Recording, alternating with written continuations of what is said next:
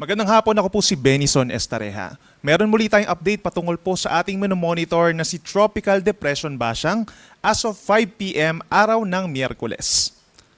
Patuloy pang unti-unting paglapit ng bagyo sa ating kalupaan. Huli itong namataan kaninang alas 4 ng hapon, 655 kilometers silangan ng Hinatuan, Surigao del Sur. Taglay pa rin ang hangin na 55 kilometers per hour, malapit sa gitna at may pagbugso hanggang 70 kilometers per hour. At mabagal itong kumikilos pa kanluran at 15 kilometers per hour. Sa susunod po na 12 oras or overnight, meron tayong aasahang mga pag-ulan. Direktang epekto na po nitong si Bagyong Bashang over Eastern Visayas, Central Visayas, Northern Mindanao, Caraga Region, Davao Region, hanggang sa halos buong Soc-Sargen. So magbaon po ng payong kung lalabas ang bahay at mag-ingat sa biglaang mga buhos ng mga ulan or mga thunderstorms. Samantala yung amihan or northeast monsoon, hindi kalakasan sa ngayon at nakakaapekto dito sa Luzon. Nagdadala po ito ng mahihinang ulan sa may Cagayan Valley at dito rin sa may silangang parte po ng Cordillera Region, kabilang na ang Apayao, Kalinga, Mountain Province, and Ifugao. The rest of our country, yung mga hindi natin nabanggit na lugar, bahagyang maulap at minsan maulap ang kalangitan or maaliwalas ang kalangitan mamayang gabi at sasamahan lamang po ito ng mga pulupulong mahinang pag-ulan or mga isolated thunderstorms kung dito sa natitirang bahagi ng Visayas and Mindanao. Base sa ating latest satellite animation, wala tayong nakikitang susunod dito kay Bagyong Bashang. Base naman po sa latest track ng Pag-asa, inaasahang mananatili pa rin sa loob ng ating area of responsibility itong si Bagyong Bashang sa loob ng 4 hanggang 5 araw pa. Generally moving westward po ito sa susunod na 24 oras at posibleng lumakas in less than 12 hours as a tropical storm. So that's around 65 to 75 kilometers per hour na taglay ng hangin bago ito tumama sa ating kalupaan. Possible siya maglandfall dito po sa may Caraga Region, either sa may Surigao del Norte or Surigao del Sur. That's tomorrow evening or sa Friday ng umaga. Afterwards po, sa Friday at sa Saturday, kikilos ang bagyo sa may Caraga Region, Northern Mindanao. Maapektuhan din po yung timog na bahagi ng Eastern Visayas, Central Visayas, Negros Island Region, Western Visayas, hanggang dito po sa may Sulusi at Northern Palawan. At pagsapit po ng Sunday ng umaga, ay nasa may West Philippines na po itong si Bagyong Bashang. And possibly by that time, lalakas yung ating northeast monsoon o yung malamig na amihan at hihina ang bagyo bilang isang low pressure area. So yung intensity niya, lalakas siya within 24 hours habang nasa may karagatan pa ng Philippine Sea. And then habang tinatraverse or tumatawid po sa mga islands po ng ating bansa, nagkakaroon ng paghina at possible maging tropical depression na lamang habang binabagtas itong Visayas at posibleng mas humina pa paglampas dito sa may Palawan. We also have to consider na kahit itong bagyo, ang pinag-usapan po natin kanina is yung pagdaan ng sentro ng bagyo, no? But considering na ang bagyo ay nasa around 100 to 300 kilometers po yung radius o yung layo mula dun sa sentro, maapektuhan po talaga directly ng malalakas na hangin itong malaking bahagi ng northeastern Mindanao, yung timog at kanlurang bahagi po ng Visayas, at hanggang dito po sa may timog na bahagi ng Mindoro hanggang sa may northern portion of Palawan, maapektuhan po ng malalakas na hangin at yung malalakas na mga pag-uulan.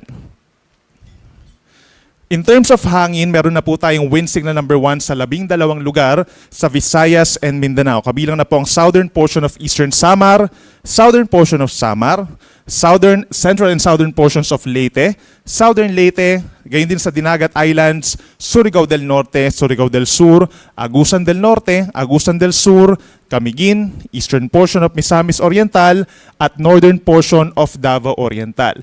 Kapag po unang beses pa lamang kayong binigyan ng babala bilang isa, magbibilang po tayo ng 1.5 araw or 36 hours bago ninyo maramdaman yung mga pabugso-bugsong hangin. So huwag po kayong magtaka kung maganda pa yung panahon at hindi naman mahangin sa inyong lugar. Meron pa po kayong 1.5 araw para paghandaan yung malalakas po na hangin. At posible nga po ito mangyari simula bukas ng hapon hanggang sa araw po ng Friday.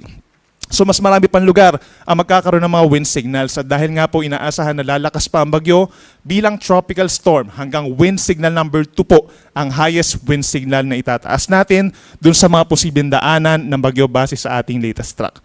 Yung mga pabugso-bugsong hangin mararamdaman din po sa ibang lugar sa ating bansa. Yan po ay dahil kay Bagyong Bashang at dahil na rin sa northeast monsoon. Most of Luzon, pabugso-bugsong hangin bukas, ganyan din sa Visayas, Northern Mindanao, Davao Region, Zamboanga Peninsula, Basilan at Tawi-Tawi. Pagdating naman po sa mga pag-ulan, for the next 4 days, meron pa rin tayong maaasahan ng mga malalakas or significant rains. So within the next 24 hours or bago tumama sa kalupaan, itong si Bagyong Basyang, nararamdaman na po yung outer rain bands dito sa may silangang parte ng Mindanao from Dinagat Islands, Surigao del Norte, Surigao del Sur, Davao Oriental and Davao de Oro hanggang 100 millimeters po in a span of 24 hours. So itong mga ganitong kalakas po ng mga pag-ulan, posible magdulot ng mga pagbaha sa mga low-lying areas at maaaring makapag-apaw ng mga ilog at magdulot ng landslides. Then sa Thursday po no, or bukas, inaasahan din po, hindi lang ito mga lugar na ito magkakaroon ng mga kalat-kalat na ulan. No? Asahan din po yung mga generally light to moderate rains over malaking bahagi ng Visayas at yung natitirang bahagi din po ng Mindanao dahil dun sa trough or outer parts nitong Bagyong Basyang. Pagsapit po bukas ng hapon hanggang sa Friday ng hapon, ito yung time kung saan papalandfall na yung bagyo hanggang sa makarating po dito sa may Central Visayas. So during those 24-hour period, ito yung mga lugar na magkakaroon ng mga significant na pag-ulan. Asahan po yung hanggang 200 millimeters simula po bukas ng hapon. Itong mga may kulay orange, kabilang na po ang Southern Leyte, Bohol, Siquijor, Camiguin, Dinagat Islands. Basically, yung buong Caraga region, meron na po tayong 100 to 200 millimeters. Simula po yan bukas ng hapon. Gayun din ang Misamis Oriental at Misamis Occidental. Kaya sabihin na natin, hindi naman po madalas na dumadaan talaga at nakakaranas ng malalakas na ulan itong ating mga kababayan sa Mindanao. So dapat po sana paghandaan na nila ito, no? Dahil magkakaroon nga po talaga at inaasahan natin na magkakaroon ng mga matinding pag-ulan na siya nagdudulot ng mga pagbaha sa mga, hindi lang doon sa mga low-lying areas. Knowing na itong 200 millimeters ay matindi, no? Posible rin doon sa mga hindi gaanong binabaha ng mga lugar at mataas din ang tsansa ng mga pagguho ng lupa sa mga bulubundukin na lugar. Yung 50 to 100 millimeters naman po simula bukas ng hapon hanggang Friday ng hapon ay inaasahan naman po sa ilang bahagi pa ng Eastern Visayas, sa Eastern Samar, Leyte, gayon din sa may Cebu, sa buong Negros Island, meron na pong matinding ulan, gayon din sa Iloilo at sa Guimaras. Sa bandang Mindanao naman, yung Lanao del Norte, Lanao del Sur, gayon din ang Bukidnon, Davao de Oro, Davao Oriental at Davao del Norte, asahan din po yung hanggang 100 millimeters. So yung nature ng pag-ulan during those times sa dumadaan ng bagyo, moderate to heavy na mga pag-ulan po yan. So ito yung mga lugar na posible rin po magtaas tayo ng mga weather advisory or rainfall advisories and heavy rainfall warnings. Mapa red, orange or yellow man po yan, possible sa mga lugar na ito. And sa darating po na Friday, February 6, meron pa rin mga lugar na magkakaroon po ng mga kalat-kalat na mga ulan at mga thunderstorms dahil din kay Bagyong Basyang. Ito po yung natitirang bahagi ng Mindanao, natitirang bahagi ng Visayas, at ang lalawigan ng Palawan na posibleng nga rin pundaanan ng bagyo. Yung shear line, magsisimula po ang epekto pagsapit po ng Friday. Ito yung linyang banggaan ng mainit at malamig na hangin. Yung shear line nagdadala po ng kalat-kalat din na ulan, mga light to moderate rains. Pagsapit ng Friday sa Bicol region, sa Quezon Province at sa natitirang bahagi po ng Mimaropa.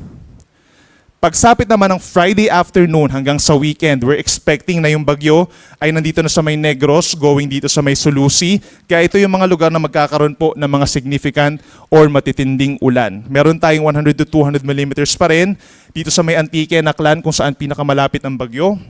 Habang meron naman tayong 50 to 100 millimeters sa may Palawan, Oriental Mindoro rather, ganyan din sa may Romblon, Capiz, Iloilo, Guimaras at Negros Occidental. Muli po, binabalaan natin ang ating mga kababayan sa posibleng mga pagbaha at pagguho ng lupa sa mga lugar na ito. Especially dito sa may parting Negros, nagkaroon po ng malawakang pagbaha recently dahil po dun sa shear line at dahil na rin sa amihan, maging dito rin sa may Northern Samar at Eastern Samar. Kaya kapag nag-trigger muli ng panibagong series ng mga pag-uulan, mataas ang tsansa ng mga pagguho ng lupa.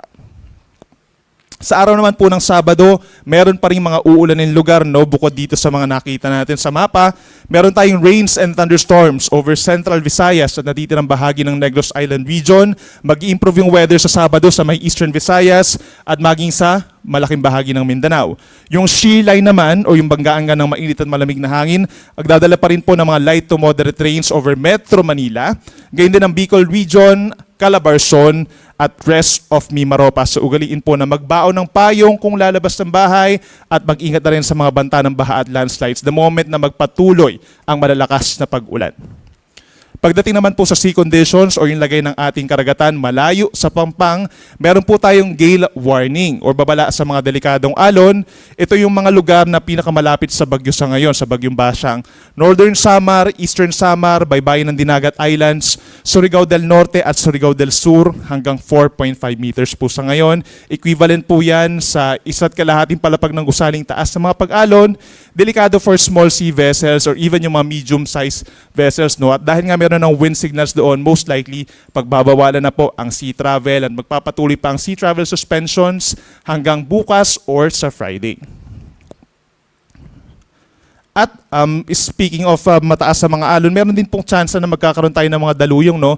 Dahil inaasahan nga natin that within the next 2 days ay lalakas, or within the next 24 hours rather, ay lalakas pa itong si Tropical Depression Basyang into a tropical storm. Magtataas na po tayo ng storm surge or babala sa daluyong. Within the next 48 hours or 2 araw, bukas at sa Friday, posible na po yung 1 to 2 meters na taas ng daluyong.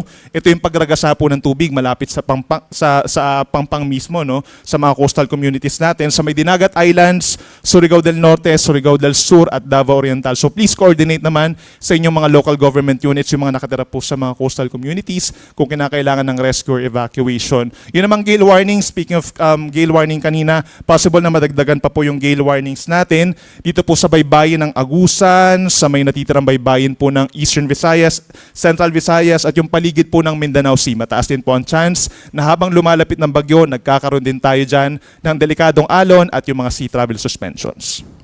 At yan muna latest mula dito sa Weather Forecasting Center po ng Pag-asa. Yung next update natin ay mamayang 11:00 po ng gabi. Ako muli si Benison Estareja. Mag-ingat po tayo.